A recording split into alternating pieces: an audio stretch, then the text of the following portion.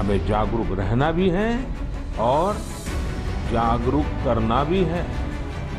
गांव में हर एक व्यक्ति को वैक्सीन लग जाए, ये हर गांव का लक्ष्य होना चाहिए। दम तोड़ रही है दूसरी लहर।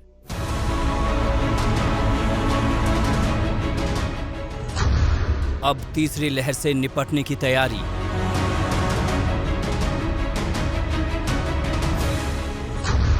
तीसरी लहर पर वैक्सीनेशन पड़ेगा भारी।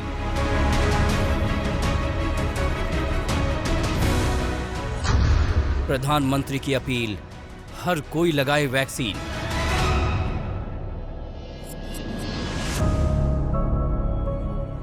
हिंदुस्तान में अप्रैल और मई में कोहराम मचाने वाली महामारी की दूसरी लहर अब धीरे धीरे दम तोड़ती जा रही है।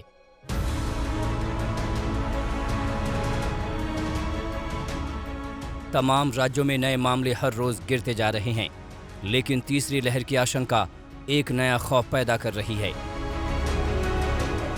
लेकिन प्रधानमंत्री ने इस डर और दहशत का भी इलाज बताया है।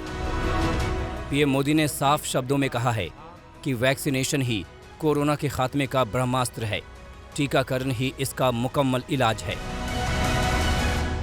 वैक्सीन नहीं लेना बहुत खतरनाक हो सकता है जी। इससे आप खुद को तो खतरे में डालते ही हैं, साथ ही में परिवार और गांव को भी खतरे में डाल सकते हैं। जी। और राजेश, इसलिए जितना जल्दी हो सके वैक्सीन लगवा लीजिए और गांव में सबको बताइए कि भारत सरकार की तरफ से मुफ्त वैक्सीन दी जा रही है और 18 वर्ष से ऊपर के सभी लोगों के लिए ये मुफ्त वैक्सीनेशन है। देश में वैक्सीनेशन की रफ्तार को तेज करने के लिए पीएम मोदी ने कमर कस ली है।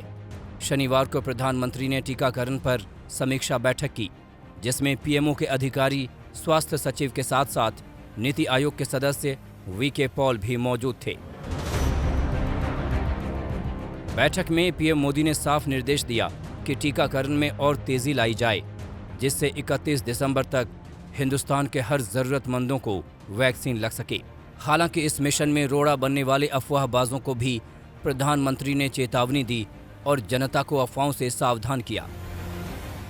कभी कभी किसी को इससे बुखार वगैरह आता है, पर वो बहुत मामूली होता है, कुछ घंटों के लिए ही होता है। हर कोई सफल होना चाहता है, लेकिन निर्णायक सफलता का मंत्र क्या है?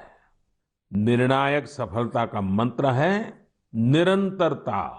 इसलिए हमें सुस्त नहीं पड़ना है, किसी भ्रांति में नहीं रहना है, हमें सतत प्रयास करते रहना है, कोरोना पर जीत हासिल करनी है।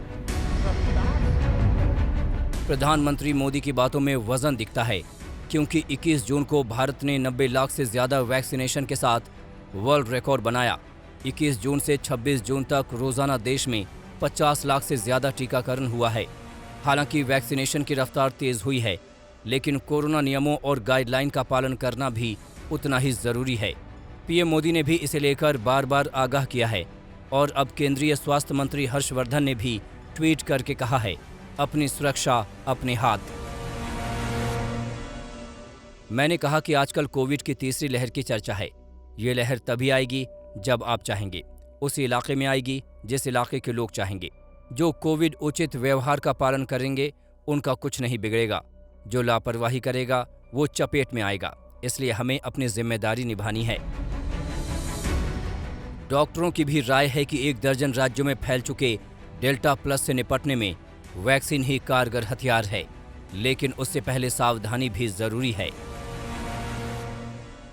अभी तक तो यह है कि जो डेल्टा वेरिएंट था उसके अगेंस्ट जो हमारी कोविशील्ड और कोवैक्सीन है वो दोनों ही इफेक्टिव हैं टू सम एक्सटेंट। अब डेल्टा प्लस पर भी स्टडी की जा रही हैं। कुछ प्रिलिमिनरी स्टडी मैंने कल पढ़ी थी कि उसमें भी शायद ड्रग्स इफेक्टिव हैं। तो ये चलता रहेगा। इसमें हमारी जो जीनोमिक स्टडी है वो चलती रहेगी, उससे गाइडेंस मिलती रहेगी कि कोई वैक्सीन में हमने कोई तब्दीली करनी है या कुछ में तब्दीली करना जरूरी है, तो वो भी हर साल तब्दीली भी होती जाएंगी। सरकार का जोर अब इस बात को लेकर भी है कि देश में 18 साल से नीचे के युवाओं के टीकाकरण का भी डॉक्टरी रास्ता निकाला जाए। देसी कंपनी जाइडस कैडिला का 18 साल से कम उम्र के बच्चों के ऊपर ट्रायल आखिरी दौर में है। मुमकिन है कि अगले महीने तक उसके लिए भी वैक्सीन तैयार हो जाए। तो ये ट्रायल इनका करीब करीब खत्म हो गया है, जहां तक हमें पता चला है। इसके रिजल्ट्स वगैरह को इकट्ठा करना और उसके बारे में अपना निर्णय में पहुंचने में 4-6 हफ्ते लग जाते हैं। तो मेरे को लगता है कि जुलाई के अंत तक या अगस्त में हम अपने बच्चों को भी 12 से 18 साल के बच्चों को शायद ये टीका दे सकें। सरकार ने अपनी प्राथमिकता तय कर दी है। कोरोना से जंग में जीत ही सर्वोपरि लक्ष्य है और इस लक्ष्य को हासिल करने का रोड मैप भी तैयार हो चुका है। बस जरूरत है उस रास्ते पर चलने की। आज तक ब्यूरो।